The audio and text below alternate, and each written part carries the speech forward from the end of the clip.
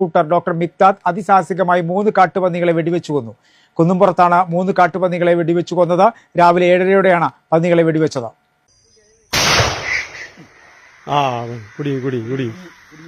ജനങ്ങളുടെ ജീവനും സ്വത്തിനും കൃഷിക്കും ശല്യമാകും വിധം വിഹരിക്കുന്ന പന്നികളെയാണ് കൊന്നത്. താനൂർ നഗരസഭയിൽ 5ാം ഡിവിഷനിൽ നിന്ന് 2 പന്നികളെയും 6ാം ഡിവിഷനിൽ നിന്ന് 1 പന്നിയെയുമാണ് കൊന്നത്. 2 പന്നിക്ക് 100 കിലോഗ്രാമും 1ന് 90 കിലോഗ്രാമും തൂക്കം വരുമെന്ന് ഷൂട്ടർ ഡോക്ടർ മിക്താദ് പറഞ്ഞു.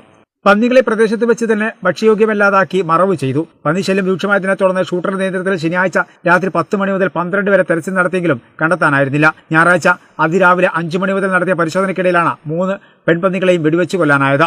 കൌൺസിലർമാരായ കെ സുമിത, BPM അഷ്റഫ്, നൌഷാദ് എന്നിവരുടെ നേതൃത്വത്തിലായിരുന്നു പന്നികളെ വെടിവെച്ച് കൊന്ന് മറവ് ചെയ്തത്.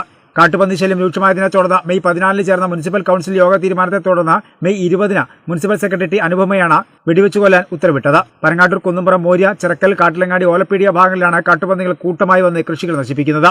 ആഷിയാന റാബിറ്റ് ഫാം ഉടമയായ എംബിനാൾഡ് ഷൂട്ടറാണ് ഡോക്ടർ മിക്താദ്. ഇതുവരെ 210 കാട്ടുപന്നികൾ അദ്ദേഹം വെടിവെച്ചു വന്നിട്ടുണ്ട്. 20 വർഷത്തോളമായി ദേശീയ തലത്തിൽ 2 തോക്കുകൾക്ക് ലൈസൻസുമുണ്ട് ഇദ്ദേഹത്തിന്. ഗുജറാത്ത് സൂറത്ത് റൈഫിൾ ക്ലബിലെ അംഗവുമാണ്.